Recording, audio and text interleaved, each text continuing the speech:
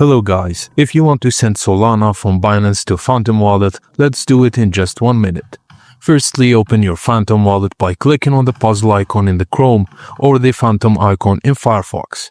Once inside the wallet, click Deposit. This is where you'll get your wallet address.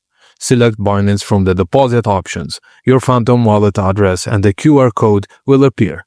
Copy the address and you'll need it for Binance. Now, head over to Binance.com, log into your account and go to Fiat and Spot Wallet under the Wallet dropdown. Find Solana in your assets list, click Withdraw and paste all your Phantom Wallet address in the withdrawal form. Now, enter the amount of Solana you want to send. Select the Solana network and hit Withdraw. Confirm the transaction with the security codes Binance sends to your email and phone.